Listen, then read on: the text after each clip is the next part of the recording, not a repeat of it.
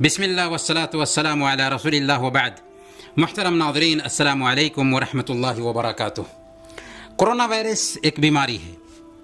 اس سے بچاؤ کے لیے حفاظتی تدابیر اختیار کرنا شریعت اور طب کی روشنی میں ہونا چاہیے، لیکن لوگ اس سے بچاؤ کے لیے عجیب طرح کے طریقے اختیار کر رہے ہیں.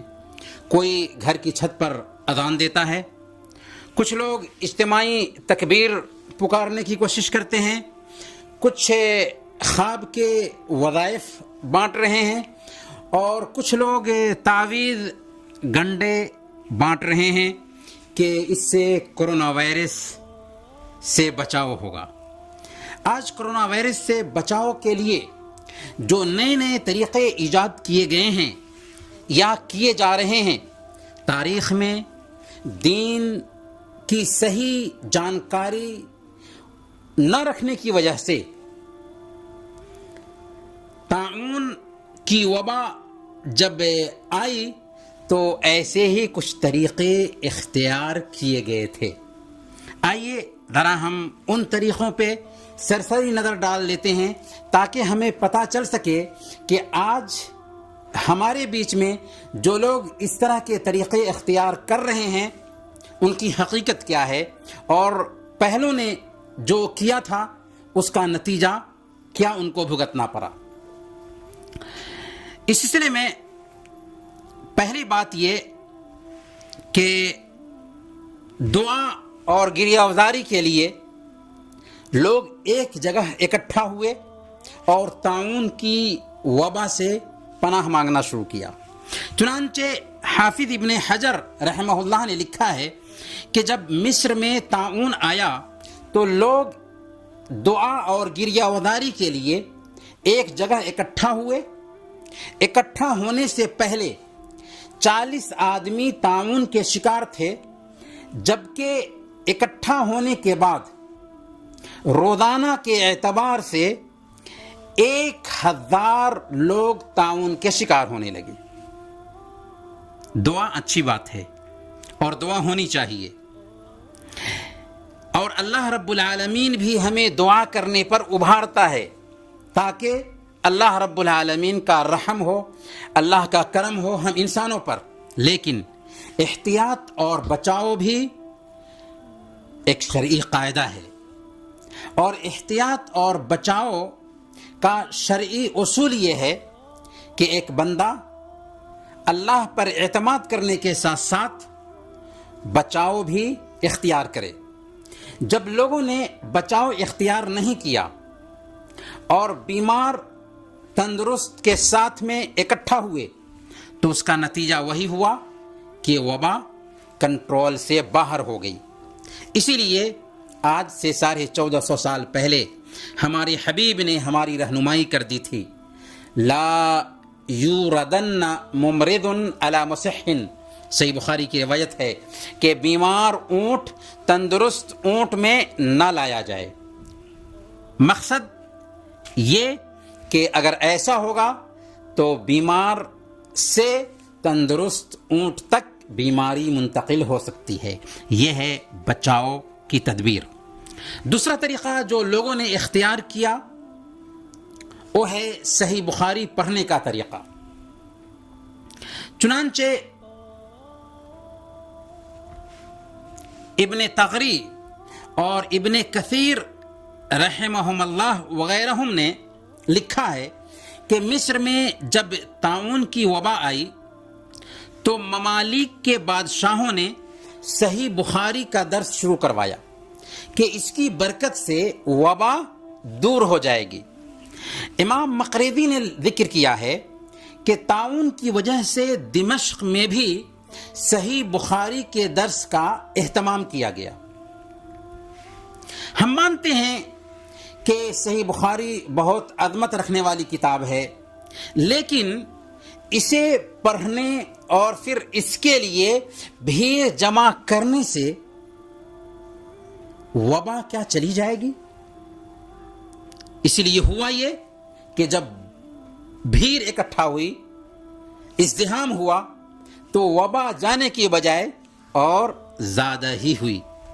اگر کوئی صحیح بخاری اپنے گھر میں رکھتا ہے تو آپ سوچئے کہ کیا صحیح بخاری رکھنے کی وجہ سے اگر گھر میں آگ لگتی ہے تو گھر جلنے سے بچ جائے گا؟ یہاں تک کہ قرآن کریم بھی اگر کوئی آدمی گھر میں رکھا ہوا ہے تو کیا قرآن کریم کی برکت سے گھر میں آگ نہیں لگے گی؟ نہیں. تو ایک طرف ہے اللہ پر اعتماد اور اس کے ساتھ ساتھ بچاؤ اختیار کرنا، دونوں ساتھ ساتھ ہونا چاہیے. لیکن جب یہ شعور ہمارے اندر نہیں ہوتا ہے تو اس طرح کے مسائل پیدا ہوتے ہیں جو آج بھی دیکھنے کو مل رہے ہیں. ایک تیسرا طریقہ جو لوگوں نے اختیار کیا تھا وبا کے ازالے کے لیے، عجیب و غریب شکل میں عبادت کے لیے اکٹھا ہونا. چنانچہ امام ابن حجر رحمہ اللہ نے لکھا ہے کہ جب مصر میں وبا آئی تو مصر اور شام کے سلطان ملک ناصر کے حکم سے محمد نام کے 40 نیک شریفوں کو جمع کیا گیا. جامع ازہر میں ایک مجمع اکٹھا ہوا اور اس کے بیچ، اس بھرے مجمع کے بیچ، نماز جمعہ کے بعد قرآن کریم کی تلاوت کی گئی، پھر خوب دعائیں کی گئیں. اس کے بعد یہ 40 افراد جو چنے گئے تھے، یہ 40 کے 40 افراد جامع پر چڑھے، جامع کی چھت پر، اور وہاں سے ان سب نے ایک ساتھ اذان دی اور پھر سب نے عصر کی نماز ادا کی اور اپنے اپنے گھر چلے گئے. ابن حجر رحمۃ اللہ علیہ کہتے ہیں کہ اس سے تعاون میں اور زیادتی ہوئی. کیوں ہوا ایسا؟ اس لیے کہ لوگ اکٹھا ہوئے، اگرچہ نیکی کی نیت سے اکٹھا ہوئے، لیکن بچاؤ اختیار نہیں کیا، سبب کو نظر انداز کیا، جس کا نتیجہ ان کو دیکھنا پڑا. اور یہ سب کچھ ہوا بادشاہوں کے کرنے کی وجہ سے. تو بادشاہان جب علماء کے مشورے سے کچھ کام نہیں کریں گے یا علماء سو کے کہنے پر چلیں گے تو اس کا نتیجہ وہی ہوگا جو ہمیں تاریخ میں دیکھنا پڑا. ایک چوتھا طریقہ، خود تراشیدہ دعاؤں اور غیر ماثور اوراد و وظائف کا اہتمام کرنا. یہ چیزیں بھی ہمیں تاریخ میں دیکھنے کو ملتی ہیں. امام ابن کثیر رحمۃ اللہ علیہ نے لکھا ہے کہ جب 749 میں طاعون آیا تو لوگ 9 ربیع الاول کو اکٹھا ہوئے اور سب نے آپس میں تقسیم کر کے 3363 مرتبہ سورہ نوح کی تلاوت کی. اور ایسا ایک آدمی کے خواب کی بنیاد پر کیا گیا جس نے خواب دیکھا تھا کہ آپ صلی اللہ علیہ وسلم خواب میں اس کو ایسا کرنے کے لیے رہنمائی کر رہے ہیں. آج بھی افسوس کی بات یہ ہے کہ وہ لوگ جن کی عالم اسلام میں شہرت ہے، خواب کی باتیں کرونا وائرس کے حوالے سے بیان کرتے ہیں اور وظیفہ دیتے ہیں کہ نبی صلی اللہ علیہ وسلم نے ہمیں یہ وظیفہ سکھایا ہے، تاکہ اس وظیفہ کو اپناؤ گے تو کرونا وائرس سے بچے رہو گے. ہماری شریعت خواب پر نہیں چلتی بلکہ قرآن اور حدیث کے مطابق چلتی ہے. یہ طریقے جو آپ کے سامنے ذکر کیے گئے ہیں اس بات کا پتہ دیتے ہیں کہ اگر انسان خرافات و بدعات کے تابع ہو جائے، نبوی ہدایات سے دور ہو جائے، دین کی تعلیمات کی پرواہ نہ کرے اور اپنے تجربے اور خواب سے علاج شروع کر دے تو اس سے بیماری میں کمی نہیں آتی بلکہ مزید اضافہ ہوتا ہے. اور تاریخ نے ثابت کر دیا کہ جو طریقے اختیار کیے گئے تھے وہ طریقے غلط تھے، اس سے نقصان ہوا، فائدہ نہیں ہوا. اور سب سے بڑی بات یہ ہے کہ بدعت اللہ کے غضب کو دعوت دیتی ہے. اس سے پریشانی ختم نہیں ہوگی بلکہ پریشانی اور زیادہ ہوگی. اس لیے جو طریقے اختیار کیے جا رہے ہیں آج کے ڈیٹ میں بھی بدعتیوں کی طرف سے، اللہ کے نبی صلی اللہ علیہ وسلم کے اسوہ کے خلاف، اس سے بیماری کم نہیں ہوگی بلکہ بیماری میں اضافہ ہوگا.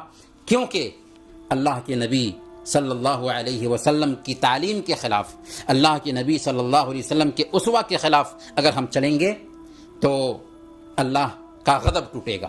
اللہ کے نبی صلی اللہ علیہ وسلم کے بتائے ہوئے اذکار ہمارے سامنے ہیں، آپ کی دعائیں ہمارے سامنے ہیں، اور مصیبت اور پریشانی میں آپ کا اسوہ بھی ہمارے سامنے ہے۔ صحابہ کرام نے مصیبت اور پریشانی میں جو طریقہ کار اختیار کیا وہ بھی اوتھینٹک طریقے سے ہم تک موجود ہے۔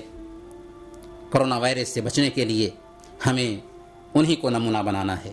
اللہ تعالیٰ سے ہم دعا کرتے ہیں کہ اللہ تعالیٰ ہم سب کو بدعت سے بچائے اور سنت پر گامزن رکھے۔